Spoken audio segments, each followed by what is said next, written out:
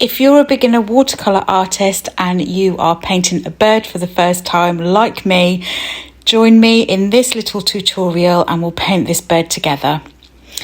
Let's get started.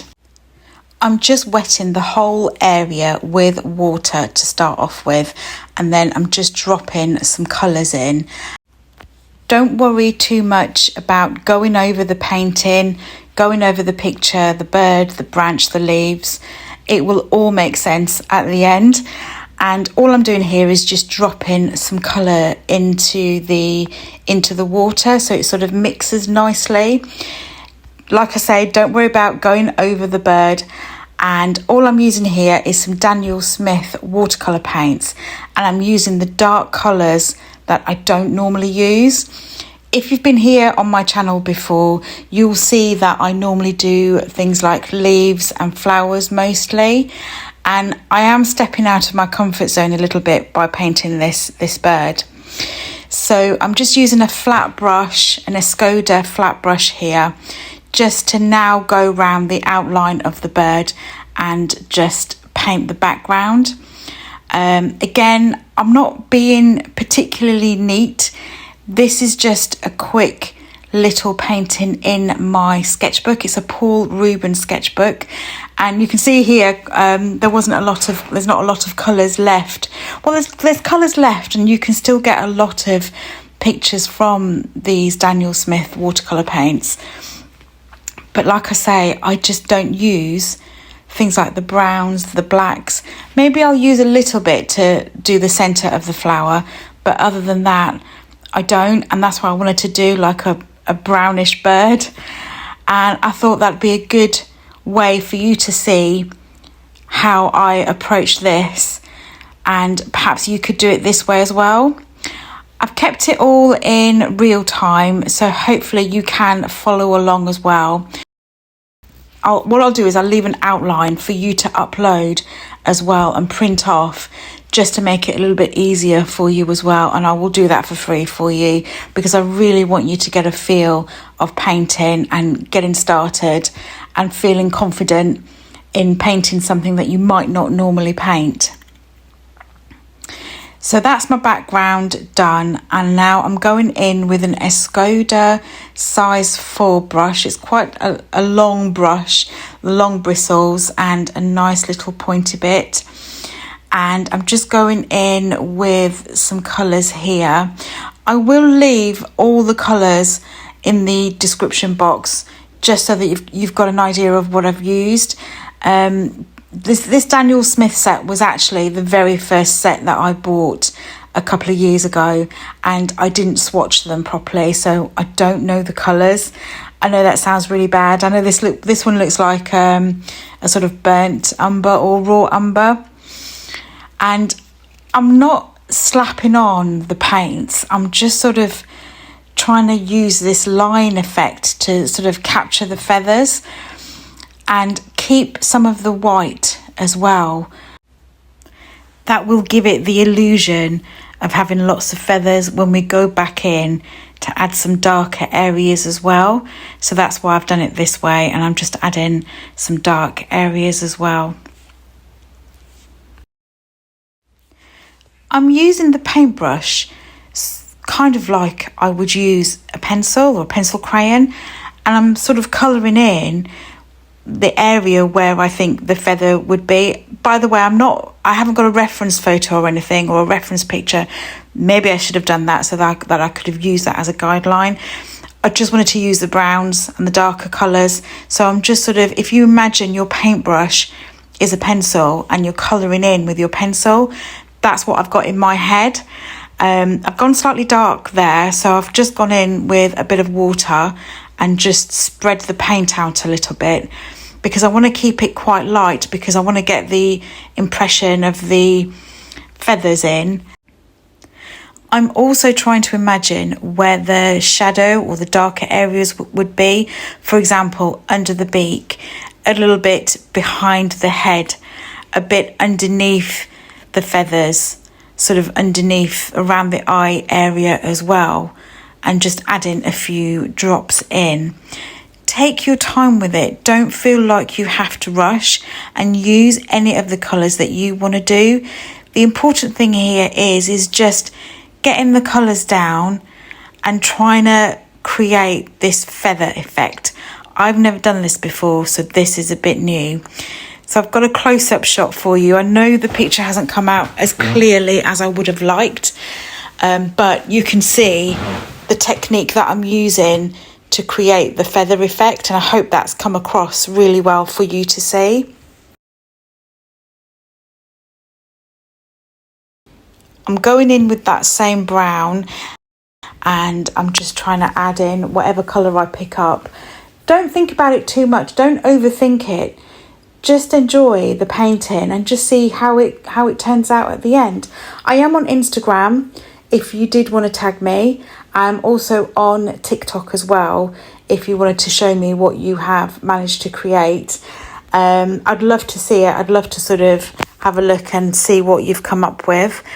My username is @bloomart by SW if you did want to tag me on Instagram or TikTok.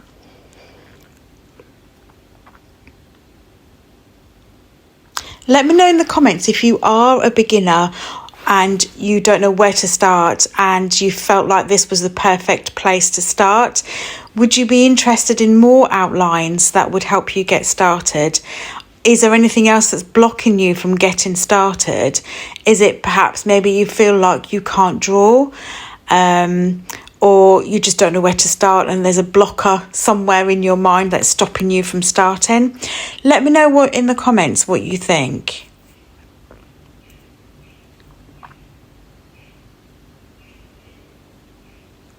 And so what I'm doing here on the tail is I'm just following the outline just to make one bit really dark, and then I'm going to go back in with a bit of water. I'm picking a different colour here just to make it sort of blend a bit more. I haven't used too much water on this bird. The picture is actually quite small. Perhaps that doesn't come across in the camera, but it is actually quite a small picture.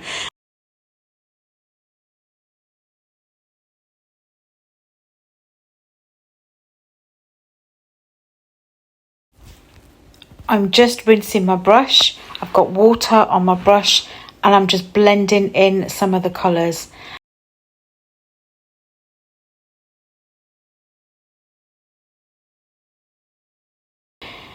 Because I didn't want to, you don't want to go in too dark with all the colours.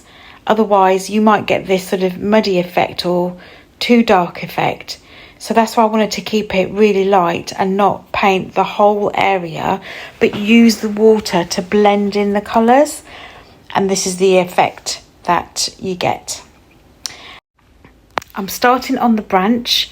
I'm still using a small brush. It's still a Escoda, it's size 8.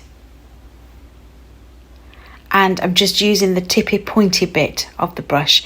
If you haven't got the exact same brushes, which I imagine you perhaps don't, just use a small brush that you're comfortable with using.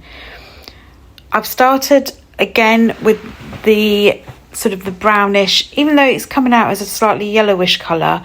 I think it is burnt umber, and I'm just dropping in a little bit of colour.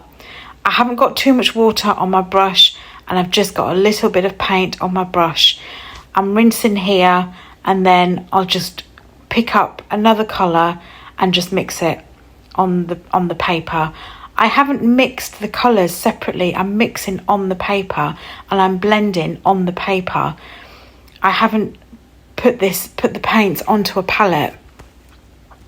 That's why I haven't really kept the palette in view of filming this. I just wanted to show you how I've gone about painting the actual bird and the leaves and the branches. Again, I'm imagining where the darker areas would be and gone in with a different colour to highlight the darker areas and to give it a bit of interest as well and a bit of depth.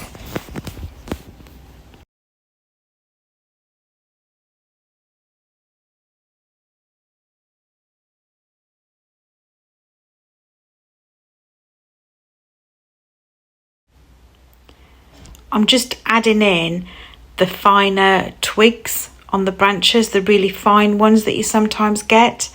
And I'm just using, again, the tippy bit of the brush. I always say tippy pointy bit, I don't know why, and just add a few little extra bits in if you would like. And just a few little tiny details just to feel like an artist. And going in even darker just to the areas, just to the smaller areas where I feel like it would be dark. I think in the future or in the next video I'll try and do this again, but I'll use a reference photo so that we've got something to look at, and perhaps that's something that I will do in the future.